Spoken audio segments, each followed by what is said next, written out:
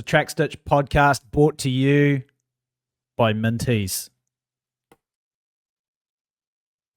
So today doesn't matter because all is good with the world. Shane is back. First Track Stitch band. Champion. Lloyd is bearing down on top of Ngugi.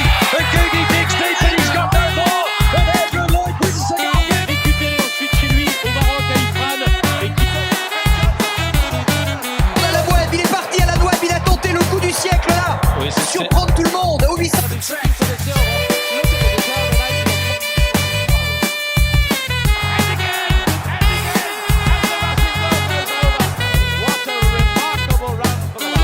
Final of the men's 10,000 meters in 19. Not the ball out. Oh, it looks to be. Who else is in the race? The wave is there. The confidence is there. We're recording the podcast. It is Saturday, November the 22nd, Sunday the 23rd at the Track Stitch HQ, Auckland, New Zealand. And Shane is back. All is good with the world. Rhodey, welcome back. Mate, I'm a poor man's Justin Rinaldi, but I'm doing my best. A 1 week hiatus for you. We had Justin on the show.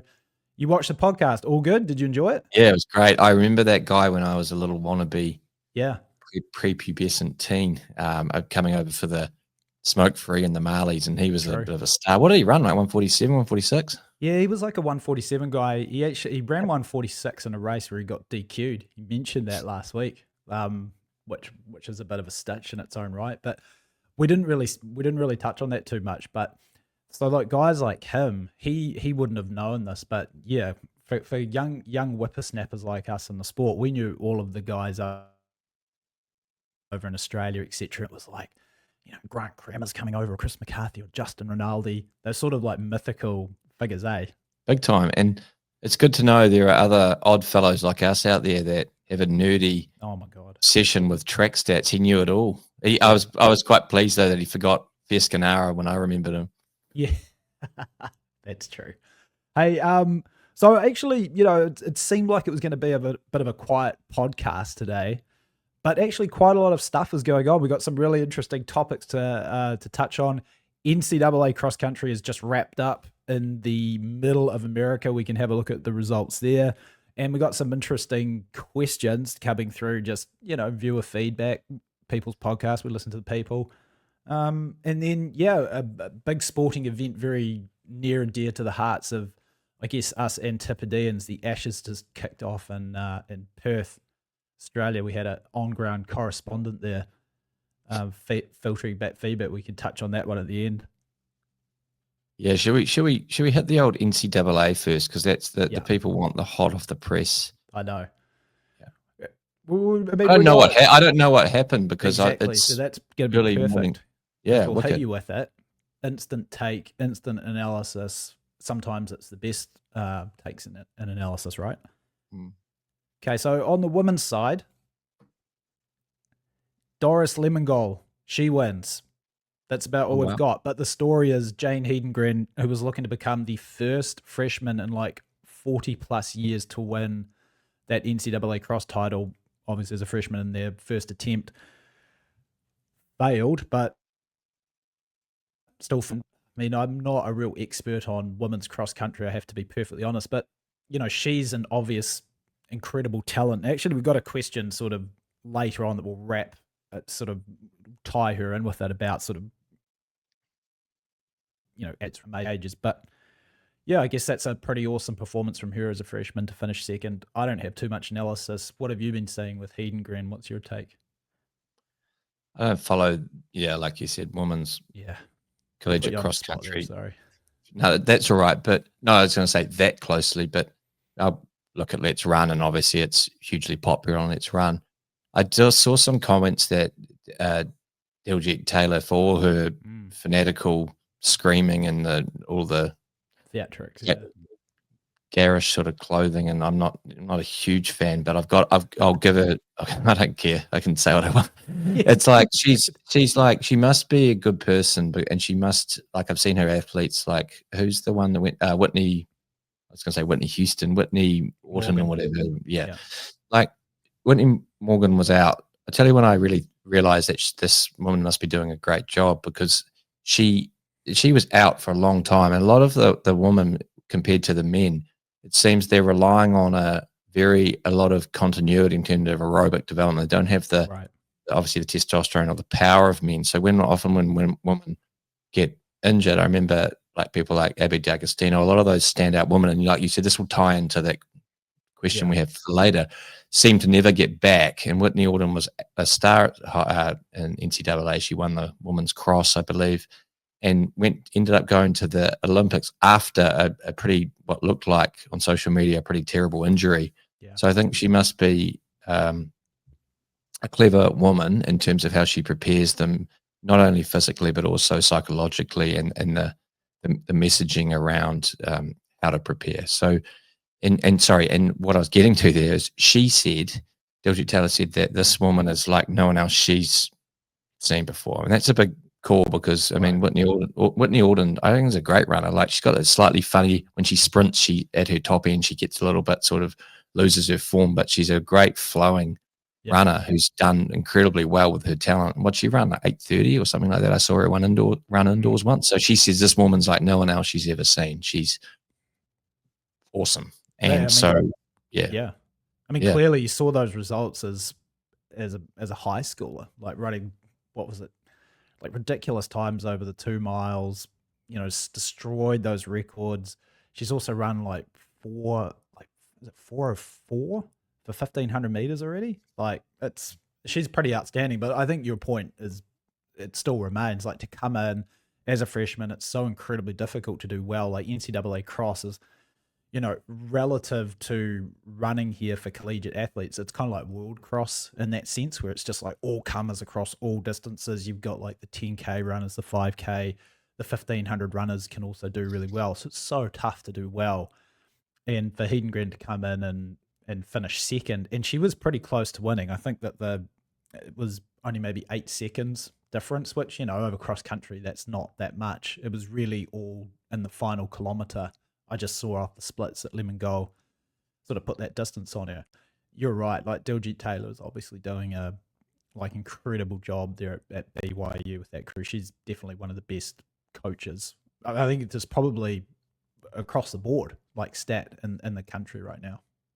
She must be a very clever woman. The other thing she's got going for her is at BYU, because of the nature of the school and the people that go there. Yeah, I would think they're not as prone to the vicissitudes of that's a great late teen, early 20s lifestyle in terms of the pretty focused people. So she's got talented people that are living a structured, orderly life. So she's got a great talent pool there. I'm not detracting at all from what she's doing. She seems very clever, and she's not just like with coaching. It's like you can look at her with Whitney Alden or this Hedengren, Whitney Morgan. Yeah, and you can say, yep, no, she's good, and you can look at this Hedengren lady, but look at like what she's done. You'll see her like I'll randomly put like an NCAA indoor meet on or something, and there'll be some BYU woman I've never heard of I remember last year, come storming through and out kicked like the favorite in the 3K and run a 20-second PB or something. So she's obviously very, very, very clever. Yeah. One comment I was just going to make quickly about Hedengren is just like, she hasn't won, but I saw, Ed Eyestone was getting in trouble the other day for this controversy around saying, you know, all these imported Kenyans. And then Let's Run had pointed out that, you know, he coached, was it Mance to 2 titles, who was 24. Well, we know that the African nations, there is a history, and this isn't being racist, but there's a history of issues with passport, with birth dates. And ages, Yep. So same thing. Yeah, same thing. So you look at that and you say that the NCAA, really speaking, I mean, there's been problems with drugs in the NCAA, and with these nil contracts, it's really become like, what was it, second, third, and fifth or whatever were products of the NCAA. Or no, what's his name? The young guy that trained with Willis, who wasn't quite as good this year. What's his name? 800, 1,500 from the US. Oh, Hobbs, Kessler, yeah. Hobbs. can't remember if he went NCAA or not, but he may as well have. For my point, it's like the top guys in the NCAA now, and a lot of events are the top guys in the Olympics. So yes, she lost, but it's almost more like she lost an international competition to a great Kenyan athlete rather than just lost the US collegiate champs. Because if you put her like for like with all her peers, like young US woman, she's head and shoulders above. So that's a good point. Yeah, I mean that sort of leads on to the men's side. So Tom Samuel, he was the guy last year who famously lost his shoe after New Mexico. Lost his shoe. 2650 guy, great track runner as well. He gets the win there after the shoe debacle last year. I mean, sort of the people's favorite was Rocky Hansen out of Wake Forest. He got second, so that's an awesome run. But he's quite young too, isn't he, Rocky Hansen? What's that? He's quite young as well, isn't he? Yeah, I think he's a sophomore, I believe. So yeah, he's still got eligibility another year. I mean, he ran awesomely indoors. I was there at Virginia Beach when he ran extremely well in that 5K. So he's a great talent. He gets second. But sort of doubling on to what you were saying about the Ed Eyestone comments, etc., etc. I mean, there was a bit of a stoush in the media. Eyestone makes these comments. Mike Smith from Oklahoma State hits back, and it's classic runner guy drama, like the little weedy runner coach drama happening. But here's an interesting stat for you, man. So out of the top 30 athletes today, right, 25 of them were overseas athletes in the US men's collegiate cross country championships. 34 of the top 50 were overseas athletes. Wow. It's a weird one, right? Like at the end of the day, it's just running. Who kind of cares? But I guess like for us as non-Americans, we're always going to have like a slightly different, Sorry, man, I was getting my charger because I realised my battery is pretty low. Very amateurish here at the Track Stitch. Yeah. We don't have enough. We have a little bit of ad revenue, but not enough to cover an in-house technician. Sorry about that. No, that's fine. It's kind of weird. Like, I don't know how I feel about that, to be honest. There's a part of me that's like, wow, like for an American collegiate championship, that just seems like a really high number at the top of the field that aren't, let's be honest here, they're not American citizens. On the other hand, like, does it really matter? I mean, there've been foreigners in the NCAA forever, all the way back to guys like Henry Rono, but that just seems like a really high amount. What's your take on that one? It's like when I give those numbers to you, are you like, oh shit, that? Really I can tell. That intuitively follows my gut about what's been going on for a long time. I think you've got, on the one hand, you've got capitalism, right? Yep. It's Trump notwithstanding, it's the breaking down of borders. Yep. And I mean, what is the undergirding imperative behind it? Is it a system for US college athletes to develop them into world-class athletes, or is it just another outpost of capitalism where the schools are going to compete for the best talent? It's no different to schools in New Zealand where we come from, competing for the best rugby players, which they've been doing since Adam played fullback, no pun intended. To me, it's like, well, you might not like it, but you're not going to stop it. I was just thinking about that thing with Ed Eyestone. It's just like, obviously it's a divisive comment and it can lead to a lot of people accusing him of all sorts of bigotism and racism. Easy out. But also, like, when people make a comment like that, there's usually two schools of thought. One is it's reprehensible and he shouldn't have uttered it. Or the other one is people that go, everyone just thinks that. Well, everyone doesn't think what he thought, but a lot of people do think that. Yeah. So the truth is somewhere in between, in the sense of he's got valid points, and both sides of it can be true. You can say, well, totally. Why couldn't these athletes from Kenya come in and do that? And other, what's geographical place of origin really got to do with the US college system, which, like, and you could get real deep on this, like America is built on a bedrock of capitalism anyway. So you look at it all and go, well, so why could these guys not be, because they were great? You could actually argue that their talent level that talent level is an ability is a more important factor to select who gets to run in these championships than place of origin, because these guys coming from these places a lot of the time have had way less money and opportunity than the American kids. So you could go on forever about it. No, I know. It is a complex topic, right? It's like there are two sides. It's either is the NCAA cross-country championships or track and field championships. Is it about just purely the team winning and et cetera, et cetera? You look at, Oklahoma State, who won the team's title today.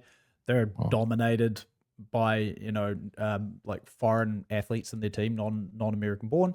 So they win the title. So technically, I mean, at least from Mike Smith's side, like his team selection or his recruitment policy, et cetera, is successful. On the other hand, like with Ed Eyestone, I'd sort of also agree, with him on that, it is the NCAA system, the National Collegiate Athletic Association of the United States, there to develop. There must be a component of also developing American athletes, and are American athletes, missing out because of this massive influx of foreigners. But another interesting point too is you could also argue that the quality level of foreigners is also raising that level of American athletes, right, to compete with them.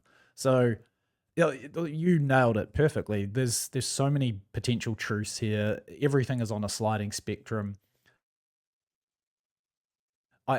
When you see those numbers though, they do pop off the page, and you're like, oh my god, maybe if we had like a slightly more even split, it's like maybe if 25 of the top 50, or with only 5 of the top 30 being or 25 of the top 30 being overseas born athletes, that just seems like it's weighted a little too extreme, and maybe you'd want to see a little bit more parity, but it's just a tough one, isn't it?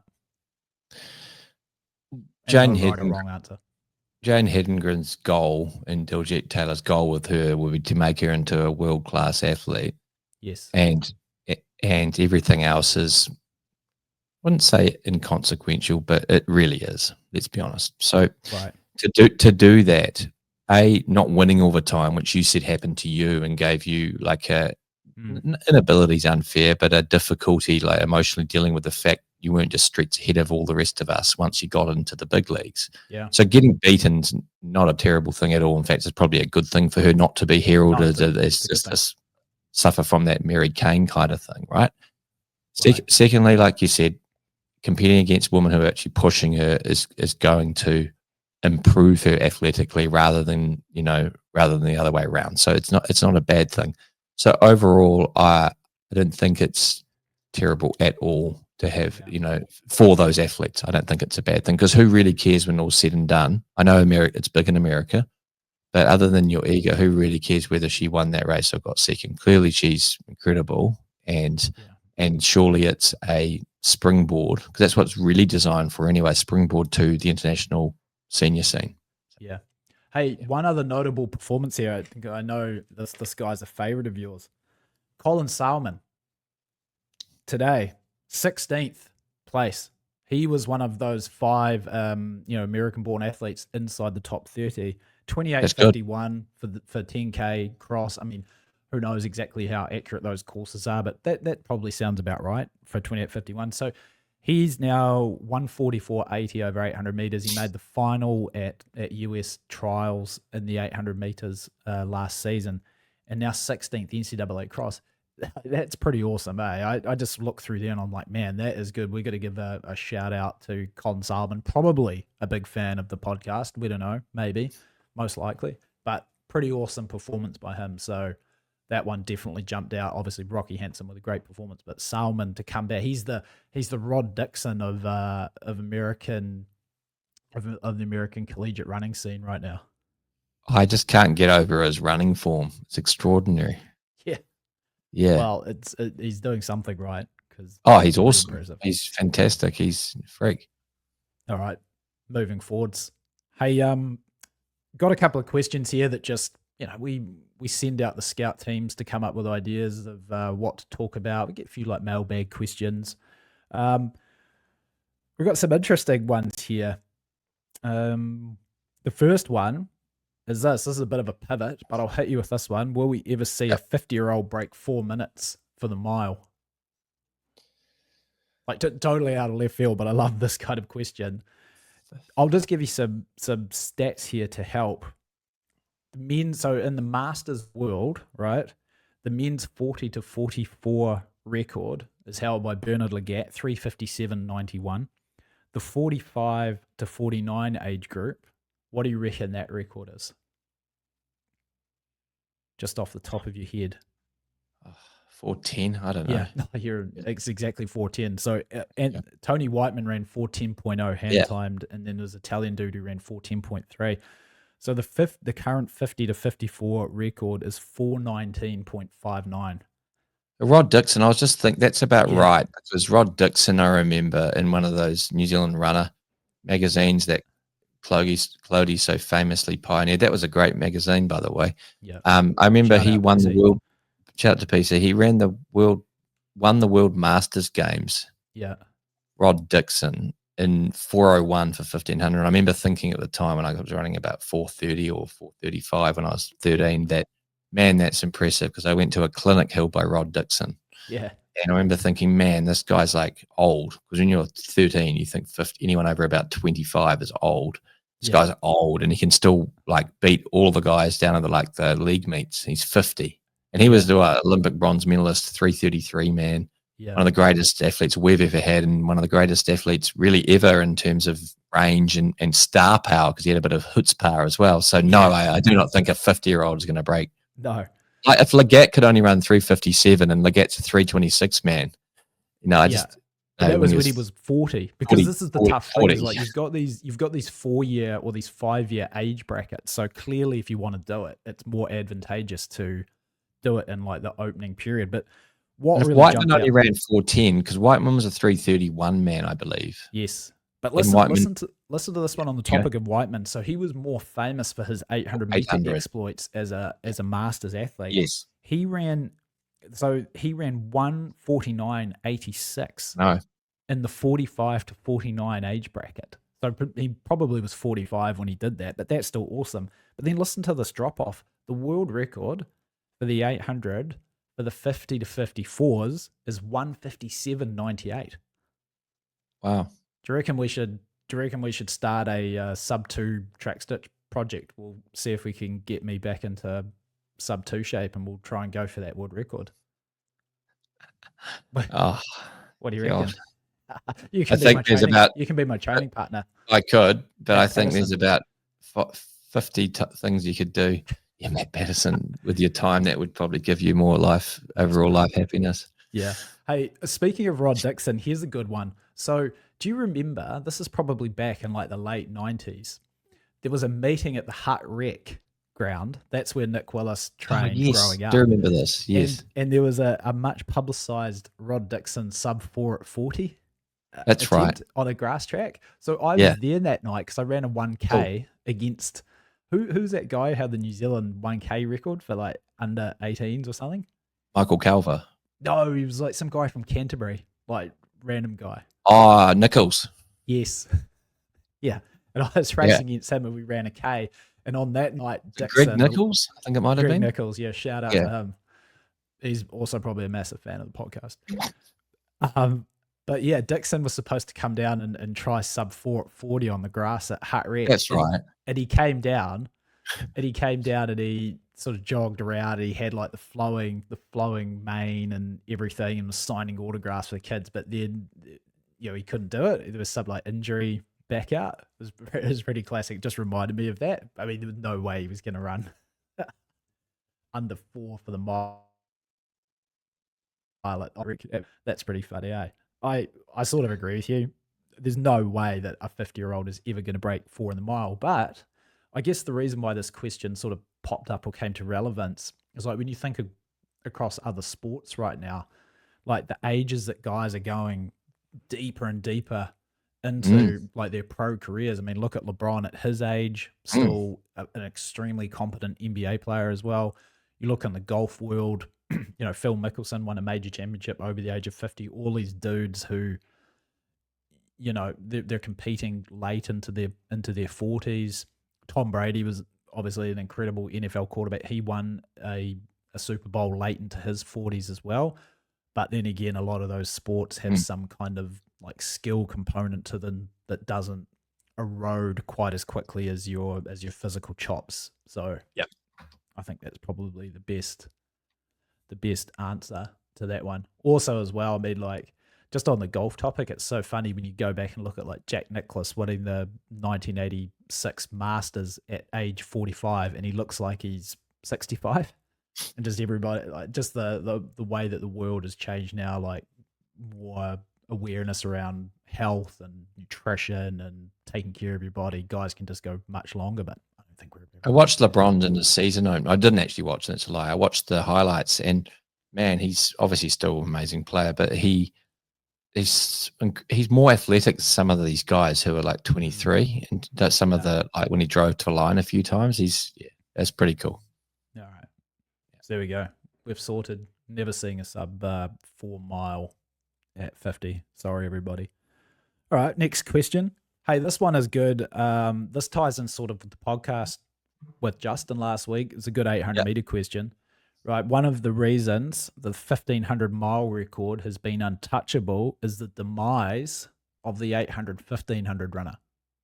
And obviously, as we know, like a lot of the, with Jakob and the current crop of, Nagoose, Cole Hocker, Josh Kerr, these guys are more biased on that 1500, 3K, 5K side. They can still run good 8s, but certainly not in the same way that the guys of yesteryear, like the 1500 meter record holders, when you look at Ovett, you look at Ko, you look at Said Awita, even, Nuruddin Morseli, probably under indexed over 800. And then of course there's all this, the mystery, or the, how you say it, the intrigue over what El Garouge's true potential over 800 meters really was, because he's got a recorded PR of 147.1, which clearly is not as quick as he could have run, considering he closed the Olympic final in like 146.8.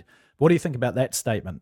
One of the reasons that this mile record or 1500 record has been so tough is that you need to be more, you need to also have really good 800 meter competence and not just over the 3K, 5K. I think that El Garouge, I'll use that as a very clear example. Yeah. I think El Garouge is a great 800, 1500 meter runner in terms, and Nuruddin Morseli perhaps is an even better example of great 800, 1500 meter runners who train as 1500 to 5000 meter runners, and through the conditioning, it improves their strength, but they're coming from a position where they could run great 800 and 1500s. If they train purely for the 800, like trained as purely, so doing more, say, 1500 type training, they could run a lot quicker over 800, but they train in the 1500 to 5K range, and that strength allows them to run world 1500 record. I think now what you're getting is guys like Jakob who are 1500 5K runners, because they don't have that ability from, say, 8 to 15 as opposed to 15 to 5. We're seeing them struggle to get into that record because it requires too much anaerobic power. That's what I think. No, I totally agree. And, I think that guys like Morsel and El Garouge, let's take those two guys, they're the last two 1500 meter world record holders.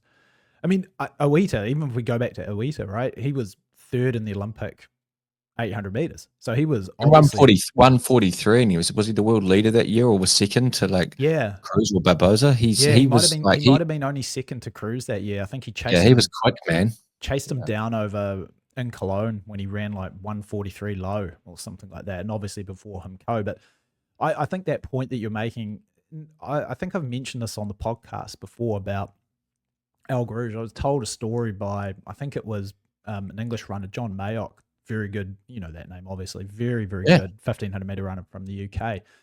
And he was saying that one of the reasons why why El Garouge just didn't have more, a better 800 meter PR is that he just never ran 800s in races, because for a number of reasons. Number one was that he was getting paid so much money to run the 1500 meters and also to sort of chase times in the 1500. But he didn't like the 800 because it was a much more combative race, and he was terrified of falling, especially after what happened in Atlanta. Like, that really traumatized him. So you got to think about putting El Garouge into, say, like a Golden League 800 back then, when it was big physical guys like Andre Booker and Andre Longo and Yuri Borzakowski, all those guys, big Javier Saiguni, big physical guys. He's not going to be at the front of a race in one of those races because he's not going out in like 49 flat, right? So he's El Garouge, if he wants to race an 800, he's probably best going through in like 50.5, 51. But what that means is that you're on the back of the pack and you're going to get jostled around. And that's the complete opposite of when he was running the 1500, where clearly he was always at the front of these races, clear track ahead of him, only pacemakers to worry about. So I think the point that was being made is that, you can't just look at a PR on a piece of paper, because there are a number of reasons why he didn't actually ever want to run an 800 meters in competition. But there are obviously rumors that he ran extremely fast in training, and I'd heard that as well from my time over in Europe, that he was running, and they would set up 800 meter time trials for him to do in training, because that was, because at the end of the day for him, what does it really matter if he, gets second or third in an 800 meters in, let's say Stockholm or something like that, in a time for him, because he's always going after that 1500 world record, he wants to run as fast as he can over 800 meters. And it was far easier for him to do that in a training environment with his crew of pacers. And there were rumors that he could, all I'll say is this, that it was more, he was closer to 143 flat than he was to 145 flat. So I think when he runs those 140, say 44.9 or whatever, yeah, he's coming down into it with no specific preparation for it, and he's coming. This is more Sally, right? Yeah, and he hasn't. And we both know this as 800 meter runners of various levels of ill repute. We've got this like, you have to feel comfortable at the bell, and you can't. If 52 for you is for Morsley is not feeling pretty easy, he's not going to break 144. So there's two things you'd have to do. Is one, a lot more intense training. Well, that's not good for the 1500 because that could blunt the instrument for the 15 and mile, that aerobic reserve, the aerobic power. But also you need to run. I remember seeing a famed coach one time saying it's often the 7th to 9th 800 of the season where guys hit their straps.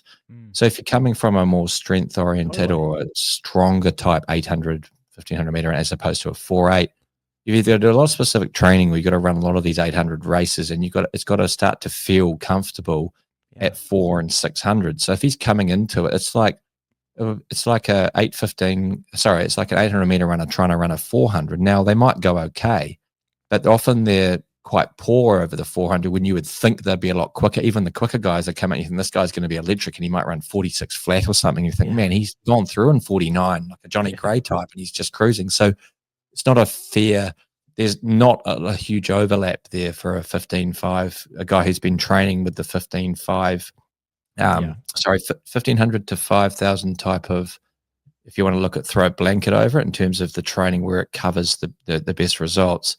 You bring that guy down into the 800, it's often a leap too far to expect them to put like a world-leading performance. So that's what makes someone like Uita.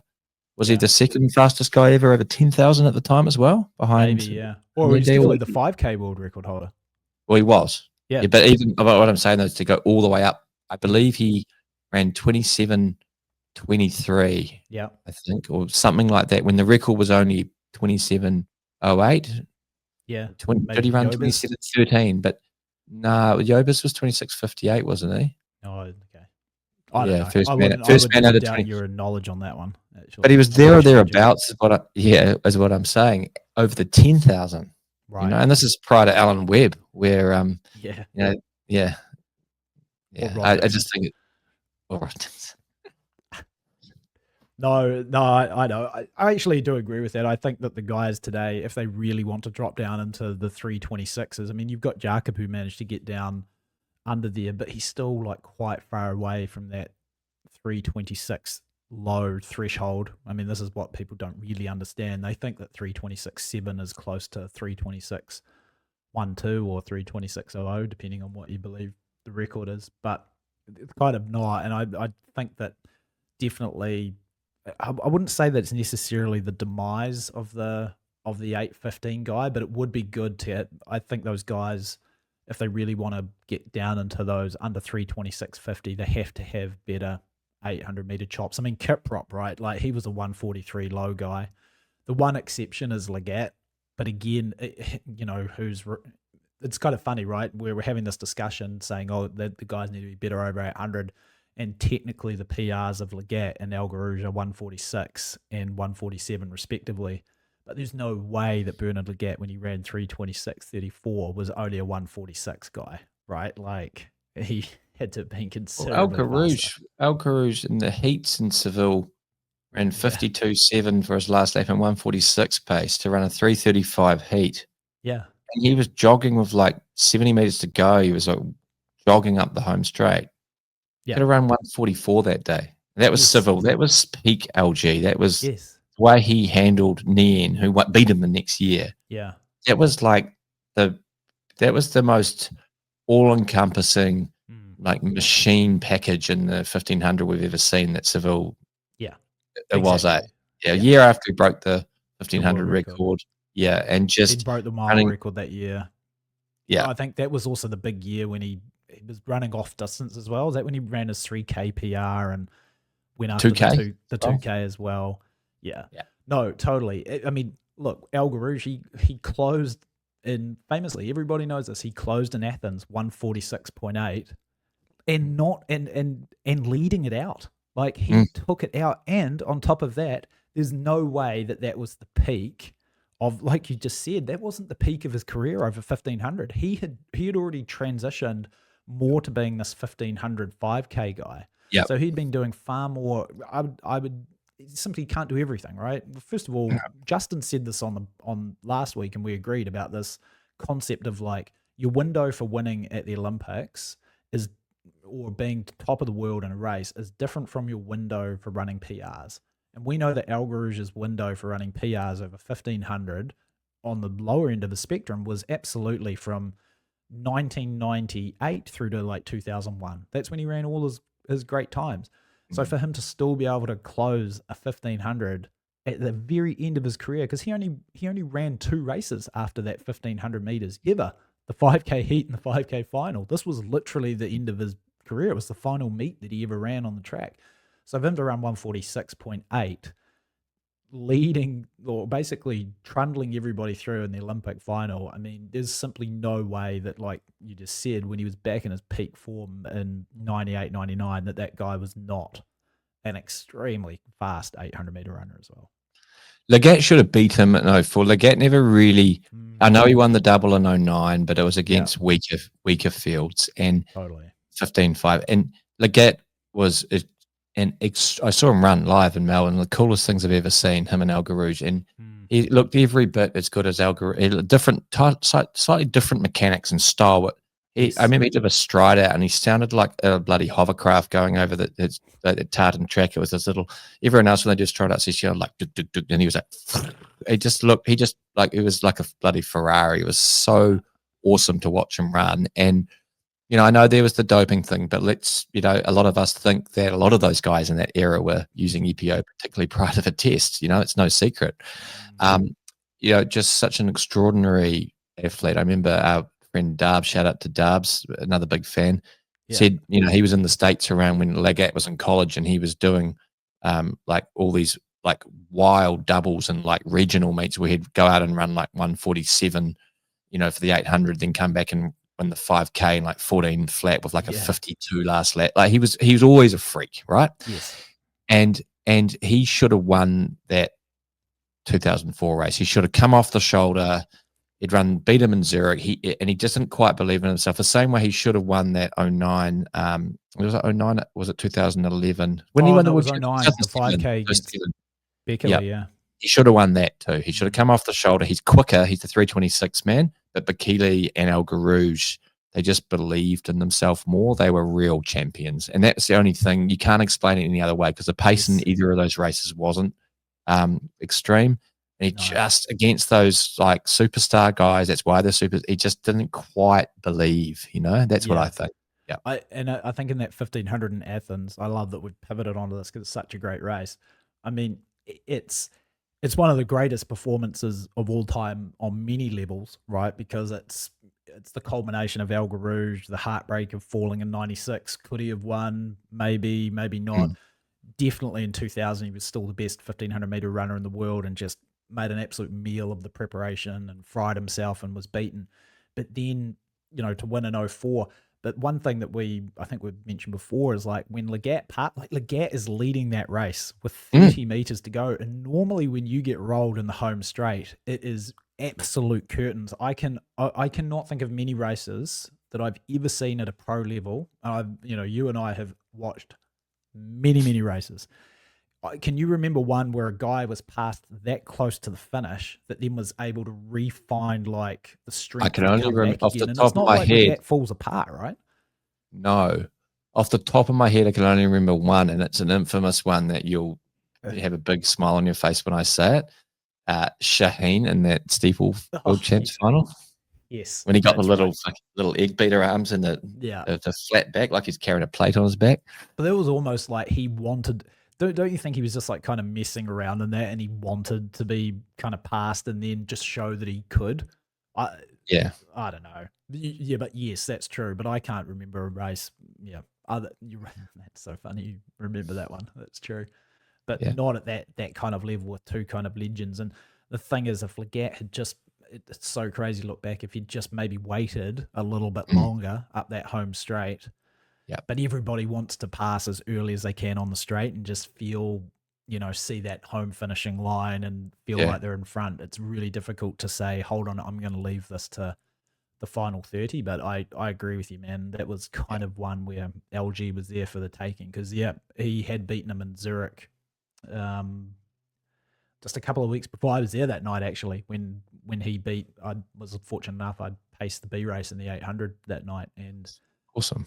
yeah, and Legat beat LG. It was like one of the first 327. times yes, 320. Yeah, it was a really good time. Actually, that was like that was the last really fast race that LG ever ran as well. 327.40, I think Legat ran. Yeah, and LG 327.6. And that was the first time that LG, he had a bit of a Maria Mutola-like streak going on at Zurich where he'd just won everything since like 1990, even 96. Maybe he'd won in Zurich. So that had been like a really long streak. So, okay. Well, I sort of agree. I think we're both in agreement on that. Should we go on to the next one? Yeah. Here's one for you. 1500, 5K, 10K. Is a triple possible for the men in LA 2028? I mean, and clearly we're talking about one guy here because I can't see anybody else popping out of the woodwork that would have the ability to run the 15, 5, 10. So could Jakob do it? It's kind of a ridiculous one, but it is fun to like talk about. I mean, let's put it this way. Most succinct way, I think, to get to the nub of this is the men's side, and we're going to get in trouble, but no one watches this anyway. But the men's side is just stronger than the women's in terms of depth. Yeah. Having said that, the women's is wildly stronger than it was 15 or 20 years ago because there's been a 5 years ago, a change in, the gender roles, and also a lot of these women who are treated pretty despicably by all accounts in the third world now getting the opportunity to, have their own careers and have, and not just be, sitting at home looking after us men. Yeah. So, but having said that, the men's is still a lot stronger. Like there are races in the women's where Faith just clears out. The woman in the steeple, they just clear out. And so Sifan Hassan, who's one of my favorite athletes, I think she's just so tough and so brilliant, and she couldn't do it, and she had a weaker bunch of fields than Jakob will have. So I think that answers the question. And she was in peak shape, and she was awesome in that Olympics, and it was so cool to watch. Like I love Sifan Hassan. I think she's brilliant. She might actually be the greatest of all time female middle distance runner when you take into account her, performances, world records, titles over 1500 all the way through to winning the marathon. I mean, She won the Olympic marathon, and she beat Yeah. Faith Kipyegon in a Yeah. world champs 1500 and 351. yeah, Just blew her away. exactly. I mean, Kipyegon She's won was one. obviously She's won. Yeah, she's won 156 for 800. 156 for That's 800. before she got really good. Totally. Yeah, Yeah. no, I mean, it's almost impossible. I think the bigger issue is, like, on the men's side, it's like, man, it's like, could Jakob win the 5K, 10K? I mean, the 5K, 10K double for him in 2028 is, to be perfectly honest, probably more likely than the 1500 5K, especially at that point in his career. He could get into the 10K if he shifted his training and got really lucky, and it was a race similar to like the World Champs 10K this year that was really, really slow early on, and then he could put the burners on in that final 3K and just grind those guys into submission and outkick them with better basic speed. But I just feel like the training that he would have to do to bring himself up to that level in the 10K is going to detract even more from the 1500. I mean, he tried to do that half. I'm thinking best case scenario for him. Yeah, I mean, he Giving tried him to the do that half marathon, and I think to do what Jakob's done, you necessarily you can't really call Jakob Ingebrigtsen delusional because he's run 7:17 and he won the Olympic 1500 20. But I think you need a degree of perhaps a blind spot in terms of how far your talents or how realistic they can be in very narrow, in terms of the breadth to which they apply. So, for example, if you're running 3:26, you're running 7:17, you can jog around in the 5K. Let's bear in mind he's never run or attempted to run an express 5K. I suspect there could be a bit of the ego thing, a lot like Mo Farah, Sir Mo Farah, where they didn't try because they didn't want to come out and blow up and run 12:40 and everyone goes, well, you're not the GOAT. So, and then, those guys, we've seen it before, when they try and go up to the 10, are they, I think he'd be extraordinary. He'd be 26 something, but another 2.5 years, to be, at when he's already losing some of where that power or advantage where he's come from, the 15.35. Right. I wouldn't be betting. Tough, right? I wouldn't be betting on him. No. I mean, and it's a little bit disrespectful to some of those specialists. Like I don't think he'll be around at that level by then. But say a 2020 version of someone like Joshua Cheptegei, who's the equivalent of Jakob in his event in the 10K. Like, he's just a freaky talent. Like those African guys, those East African guys in the 10,000, it's just special. They're tiny, they're lithe, they're fast as well. It's sort of a little bit like, they're like cross country tough as well. Like, that's the other thing. Those they're dudes gnarly. are in the top 10 of the world cross over 12K, man. Like, that's no joke. Yeah.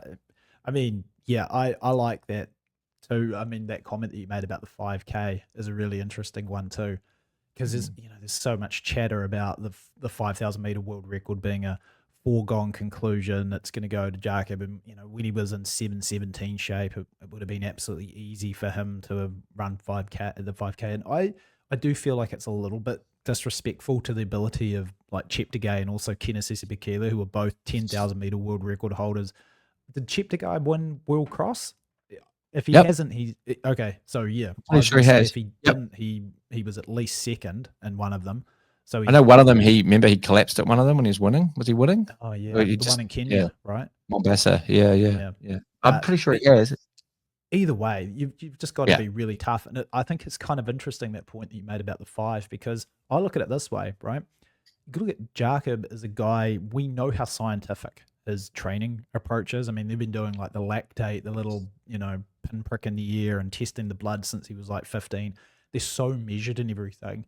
They're so measured to the point that I believe they know, for example, prior to these world record attempts, like the 2K, like the 3K, the 2 mile, etc., they know exactly, they can almost predict with really high accuracy what he's going to run.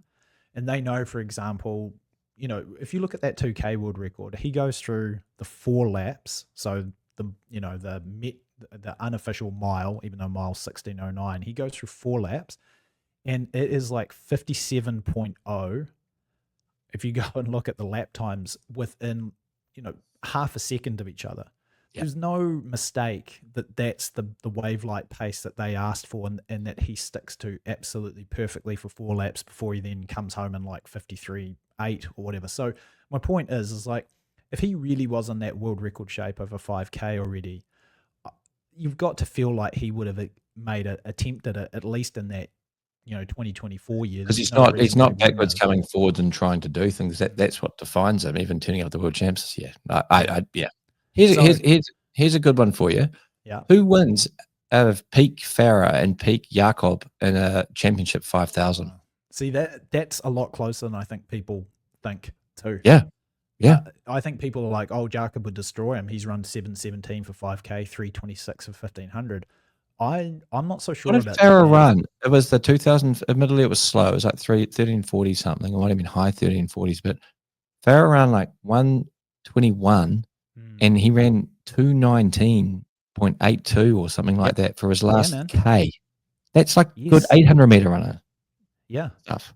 No, 100%. Dude, Farah was so tough over that 5K, and he had that long stretchy stride that he could just he could always cover guys, and then he was just one of those guys, we've talked about this, who just always seem to find that gear that they need to get things done. Like there are just some dudes that no matter how fast this was like the problem with Craig Mottram, right? Well, I say the problem is that no matter how good Mottram was, how strong he was, there was always some, like in the 06 Com Games, it was Augustine Chogi, right? There was always some guy that just had that little bit extra in the tank, and Farah was one of those guys. And in a 13:10, and these are the types of 5K champ races that Jakob has been winning, right? They're all around that low 13 to 13:15 range. Farah very, very dangerous because he's also a 3:28. 1,500-meter guy. And this is back prior to Wavelight, dude, when, so he was potentially a sub 3:28 guy in today's era, I wonder what it is, because they are like effectively, it's like a prototype, the same thing that Farah used to boss all the other Africans around in the 5, and now Jakob's been bossing them around in the 5, like in terms of they're quite meek, whereas in the 10, maybe there's more distance to unravel for them to try things, gang up on them, but it's just been a decade now, longer, of just guys who are 1240 runners and paced circuit races going out and just jogging and then getting spanked by a guy who can run 326, 327, 328, just getting handed to them, and they don't try anything. Yeah, I know. That's always, the one time when the Ethiopians did, I think it was that final where what's his face finally beat Farah. Yes. Yeah, that was. But that was kind of the running joke forever. It's like, why aren't these guys doing something? Why wouldn't you try and drive that pace from? We talk about it all the time. It's like that final 2K. Once you hit the 3,000-meter point in the 5K, it's like the hardest kilometer of the race is from 3 to 4, and that's when you really have to put the hurt on somebody with 1,500-meter chops, like a Jakob, like a Mo Farah, and like a Cole Hocker. Nobody ever seems to do it. You've got Gebrawet and Kajelka, just plus Aragawi, right? They seem like the perfect guys to be able to do it. Yes. Their ability over 10K and also cross country, and nobody ever does. Do you remember when? Was it? Am I imagining this, or didn't a week after the world champs didn't Farah like hang on and like win? Was it the Diamond League final? Or didn't he from Idris? And it was incredible, right? Didn't he outlean him? One of the greatest races ever. Yeah. It was it was that mass finish where they all dived at the line, and there was the American guy, the 5K guy from the US who medaled in. Yep. What was his name again? Kenyan. No, it was a Kenyan-born American naturalized guy. I know the guy you mean. Yeah. He got the squad. He was going to get DQ'd from that Olympic race that time, and then he didn't. Was it Paul Chilima? Chilimo. It was Paul Chilimo. Yeah. You're right. Yeah. I'm glad we got that one right. But yes, it was one of the all-time great finishes, like Farah coming off the bend, and they were like 4 abreast up the home straight, and guys were like diving over the finish line. I think that was his like final ever 5K race or something like that. It was final track race. Yeah. Like, was it the 2017 Diamond League final? I think. Yeah. Because it was after the London World Champs where he'd been beaten in the 5, and it was a bit of a stunner. That's right. Okay. Although no, he did come. Didn't he come back and try and run the 10K for the Olympics and the trials and bomb out. I think he did. Yeah, for 21. That's right, or 20. All right. Well, there you go. Should we do our 5K, 10K? Should we do our ashes because we're running out of time? I'm running out of time. Should we do our ashes? We've touched on 3 good topics today. I think we've kept the people happy. Hopefully, I mean it's a tough podcast, especially after the Justin Ronaldo's been lifting the ratings and the sponsorship dollars. But I think it's a bit like sort of Good Charlotte trying to follow Pearl Jam on. The crowd's been brought to their knees and then just Good Charlotte. Yeah. No, that's right. Yeah. So ashes for all the. This is for our antipodean viewership, Swanee, Darbs, Neil Sargison. Shout out to Neil. He'll know what's going on. Kerr, who was our live correspondent in stadium at the new Wacker. Ashes have just started. You've become a convert. I mean, it's an ironic term when referring to Australians, but convert. No disrespect to the Australian viewership, but you've become an Australian cricket fan convert. You no longer support the Black Caps. You're out. That's good. That's fine. So this one, take us through what happened in the first game of the Ashes, Shano. Well, the Ashes it's the kind of eminence grise of sporting contests. It's got a long storied history. The Pommies coming over on the boat, and I believe I was looking it up the other day in the 1870s, I think it was, or 1860s, and I'm not sure exactly when they first coined it a test match. Right. But it's got a long storied history. Obviously, Australia was colonized by England and broken away, and it's just like mate against mate, state against state type of thing. They all play a lot of them state cricket together, and it's just an incredible clash of cultures. I mean, I met a couple of the English guys, and they were graceful enough to take a little photo with me up at Tiara, and they have a kind of slightly dour kind of. They were like, and it's a nice thing in a way. They had a very humble kind of. You wouldn't know they were sort of sports stars, whereas the Aussies are real peacocks. They go around with their sort of like chest pumped up, and they got the little sort of wonky moustaches, and they got that g'day mate sort of like let's get this bloody thing one sort of vibe and. Yeah, and like so, it's just this.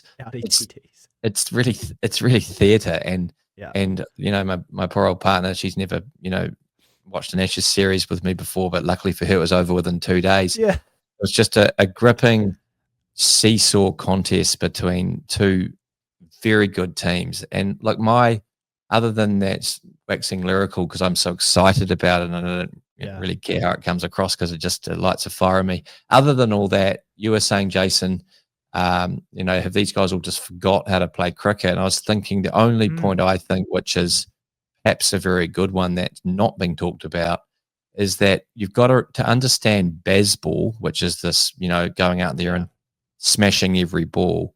What you really need to understand is that prior to our own New Zealand's own Brendan McCullum becoming associated and involved with English cricket, they absolutely sucked. And the reason they sucked is because they were so conventional and mired in the history of like test cricket and going slow and leaving the ball or gooch ball. It was so boring, and they were they got stomped by these aggro aggressive Aussies coming out and ripping in bounces and smashing them from and so what happened was they've gone so far the other way to just coming out and smashing it because McCullum got under their skin and just said to them, and they are way better for that. The game is way better for that, but there's there's a nuance to how the Aussies play their cricket, and the Poms haven't picked that. It's surprising Brendan McCullum, he did do that thing in that World Cup that time where Mitchell Starkey was struggling to remember that 2015 World Cup final, and he was struggling to get him away, and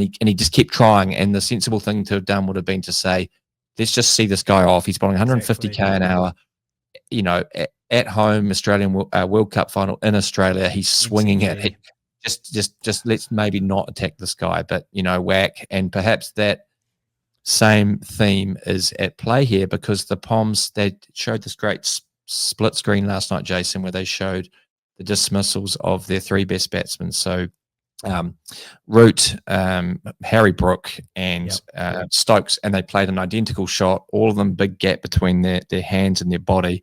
Two of them caught it slip, and the other one bowled. And I saw a really good article on, I won't take credit for this, on Cricinfo this morning, where they said that Travis Head, people think he plays baseball, but he really doesn't. He scored 3 runs off his first 14 balls. He let his body and his mind and his eye pick up the pace of the pitch and what was going on. He figured out who to go for and how to go for them. And you can't make that decision the first ball you face in a game of cricket. You have to understand what's going on. Also, later on when they lost Jake Weatherall, he then went from smashing all these boundaries. He then scored 8 singles for his next scoring shot. Once Marnus Labuschagne got to the crease, he adjusted again. And then Stokes came on, and away he went and just smashed 4 boundaries and over. And that mentally was the end of the Poms. So really interesting, very exciting. And you can see I'm still buzzing from it. No, that's good. I mean, like, I don't follow as much as I used to, and not living down under anymore. It's like, I mean, that would be much easier to watch, but it's just kind of crazy for me to, I'd wake up in the morning and check the scores and see that like 19 wickets fell on the first day. I'm like, what is going on here? I check out the highlights, and it could be a T20 game. That's when I texted you and Kerr, who had been there in the stadium as well. Like, do these guys, like, what's going on here? Like, do they know how to play cricket? But so I was always torn in between, is this like actually good cricket, or are these just guys playing like shit cricket? Because a test match, which for our American viewers is kind of this, it should be a 4 to 5 day long odyssey, was finished in half the time. I don't know. There's no even equivalent. No, 40% of the time. Yeah, exactly.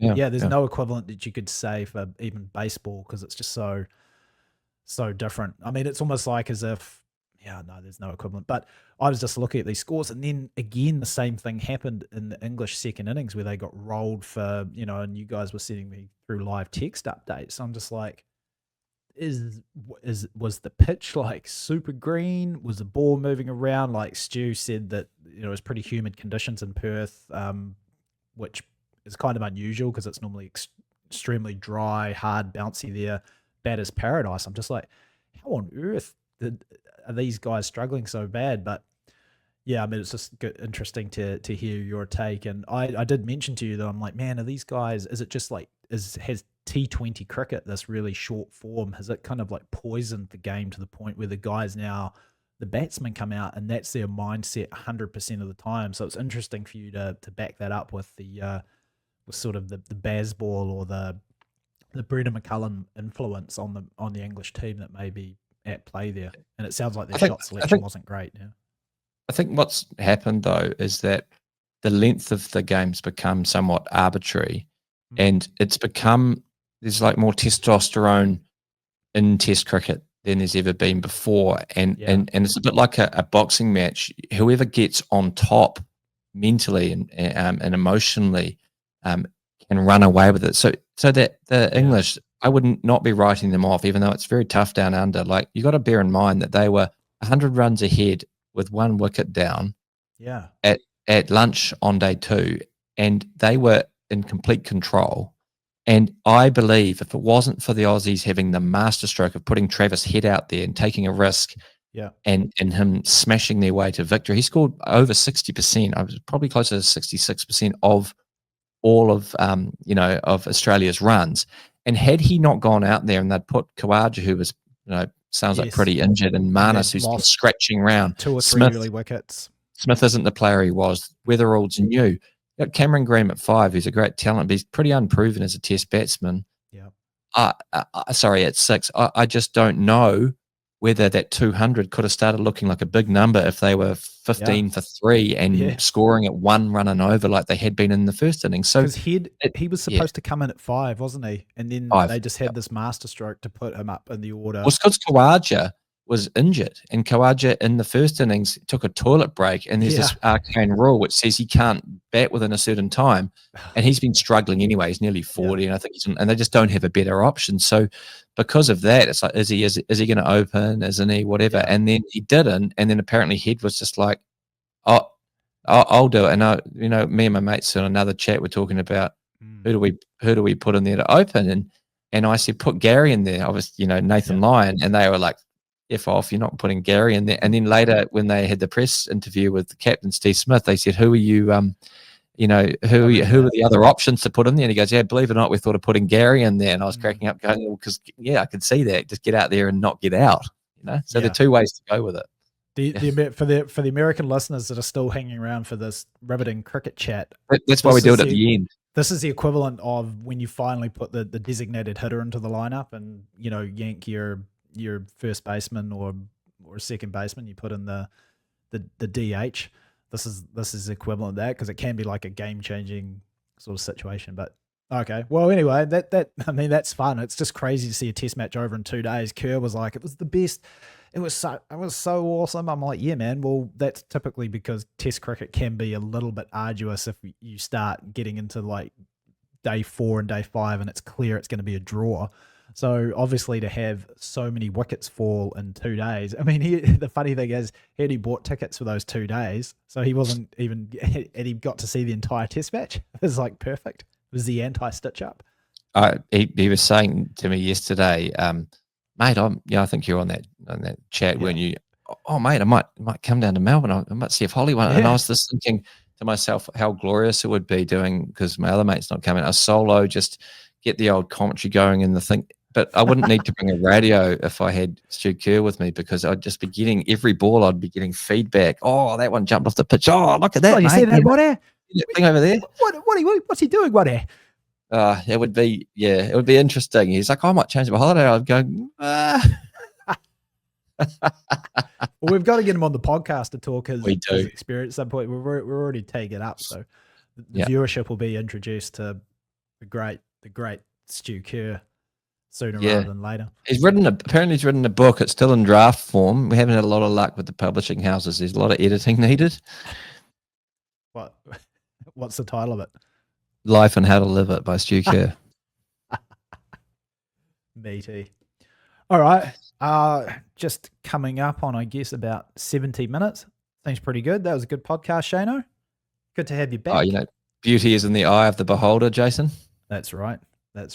And you're also going to be away next week, right? You've got the NZ Run Golf Masters. Yeah, I'm on the Carlsberg / Rick James Dope Piston Surf Tour next weekend. So I'll be abstaining from any of those poisons, but there'll be a fair amount of skullduggery going down. I have to find something to talk about, but that's never been beyond me. So let's see what we're going to bring for the fans. You could get Kerr the Stig. You could get Kerr on. I could do that, or we could start the Track Stitch conspiracy corner. Might leak this one and touch on. It could be a very controversial episode next week. Maybe I'll excite the fans by saying that this could be on the table. I've been doing a lot of work on this one, a lot of research. Got the Track Stitch tech team. They've been doing a lot of work. So if you bring Kerr on, you could get this great like AI software these days. If you bring them on, you could edit out all the cuss words from the sort of master copy. That's true. We'll have to give them the professional briefing. Otherwise, we might get banned from YouTube. All right. Well, anyway, that's what's coming up. Who knows? Next week it could be our good friend Stu Kerr coming on to give his opinion on life and how to live it, which would be awesome. Or we're gonna do.